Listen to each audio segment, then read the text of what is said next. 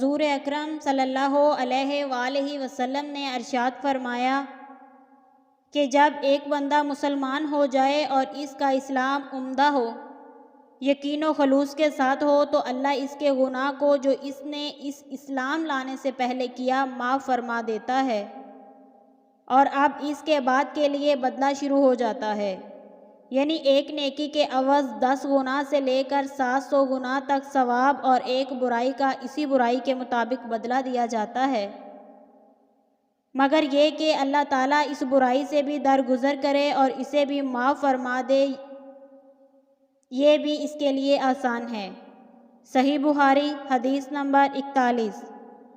رسول اللہ صلی اللہ علیہ وآلہ وسلم نے فرمایا کہ تم میں سے کوئی شخص جب اپنے اسلام عمدہ بنا لے، یعنی نفاق اور ریا سے پاک کر لے، تو ہر نیک کام جو وہ کرتا ہے اس عوض 10 سے لے کر 700 گناہ تک نیکیاں لکھی جاتی ہیں، اور ہر برا کام جو کرتا ہے تو وہ اتنا ہی لکھا جاتا ہے جتنا کہ اس نے کیا ہے۔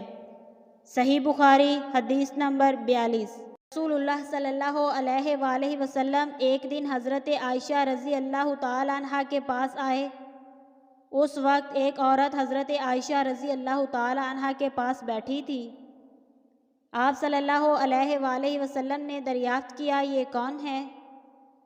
عرض کیا فلاں عورت، اور اس کی نماز کے اشتیاق اور پابندی کا ذکر کیا۔ آپ صلی اللہ علیہ وآلہ وسلم نے فرمایا ٹھہر جاؤ، سن لو کہ تم پر اتنا ہی عمل واجب ہے جتنے عمل کی تمہارے اندر طاقت ہے۔ اللہ کی قسم ثواب دینے سے اللہ نہیں اکتاتا، مگر تم عمل کرتے کرتے اکتا جاؤ گے، اور اللہ کو دین کا وہی عمل زیادہ پسند ہے جس کی ہمیشہ پابندی کی جا سکے اور انسان بغیر اکتائے اسے انجام دے۔ صحیح بخاری حدیث نمبر 43۔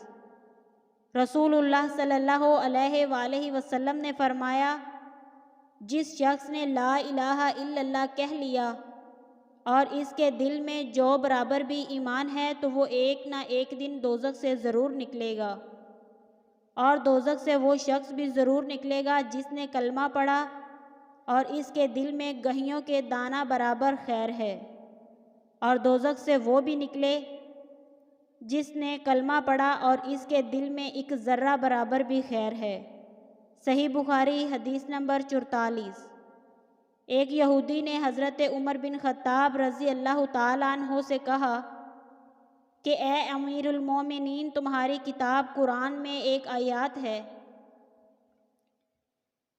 جسے تم پڑھتے ہو، اگر وہ ہم یہودیوں پر نازل ہوتی تو ہم اس کے نزول کے دن کو یوم عید بنا لیتے۔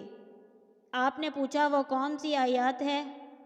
اس نے جواب دیا سورۃ مائدہ کی یہ آیات کہ آج میں نے تمہارے دین کو مکمل کر دیا اور اپنی نعمت تم پر تمام کر دی اور تمہارے لیے دین اسلام پسند کیا۔ حضرت عمر رضی اللہ تعالیٰ عنہ نے فرمایا کہ ہم اس دین اور اس مقام کو خوب جانتے ہیں۔ جب یہ آیات رسول اللہ صلی اللہ علیہ وآلہ وسلم پر نازل ہوئی، اس وقت آپ صلی اللہ علیہ وآلہ وسلم عرفات میں جمعے کے دن کھڑے ہوئے تھے۔ صحیح بخاری حدیث نمبر 45۔